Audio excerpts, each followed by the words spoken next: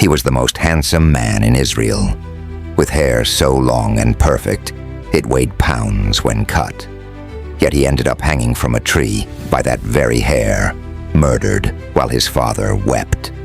What turned the people's favorite prince into a hated fugitive who tried to steal his own dad's throne? Stick around.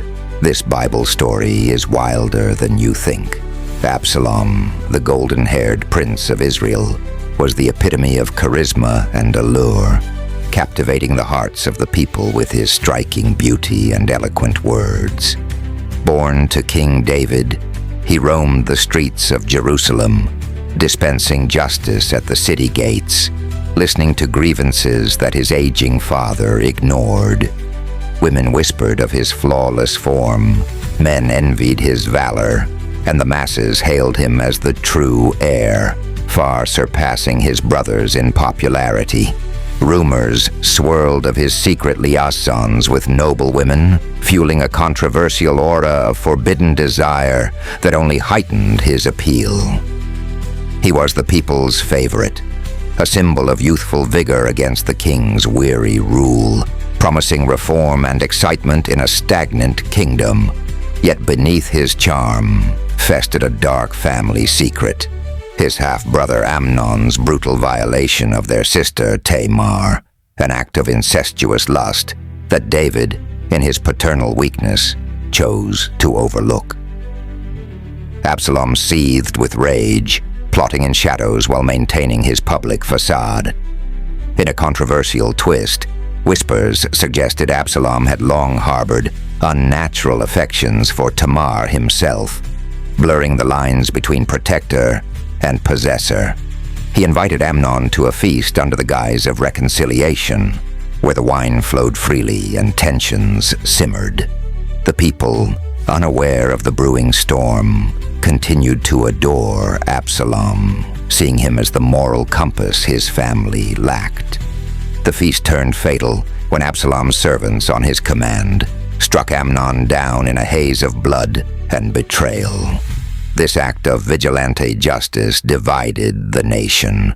Some hailed it as righteous vengeance against a rapist, while others decried it as fratricide, exposing the hypocrisy in Absalom's self-proclaimed purity. King David, torn between grief and fury, banished his son, but the controversy erupted had Absalom orchestrated the murder not just for Tamar, but to eliminate a rival to the throne. Public opinion shifted subtly, with detractors labeling him a manipulative schemer who exploited family tragedy for power. Still, his core supporters clung to the narrative of a heroic avenger.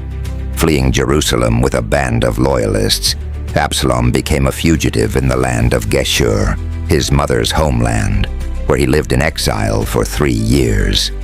The people's affection waned as absence bred forgetfulness, and controversial tales spread of his lavish life abroad, indulging in foreign excesses, including rumored affairs with pagan priestesses that mocked Israelite traditions.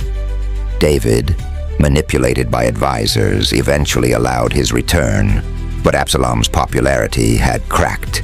He was no longer the unblemished idol, but a marked man, eyed with suspicion by the court. His fugitive status lingered in spirit, a shadow over his once bright future. Upon returning, Absalom rebuilt his image through cunning politics, stealing hearts at the gates once more, but his ambition boiled over into open rebellion. Declaring himself king in Hebron, he sparked a civil war that pitted son against father, with controversial alliances to disloyal generals and even bedding David's concubines in a public display of dominance, a shocking act of symbolic incest that hoffied the faithful. Defeated in battle, Absalom fled into the wilderness, his long hair ensnaring him in a tree, leading to his ignominious death. From beloved favorite to reviled fugitive, his story became a cautionary tale of beauty, masking treachery, forever staining the annals of Israel with blood and scandal. Like and subscribe. Don't forget to comment your views or thoughts.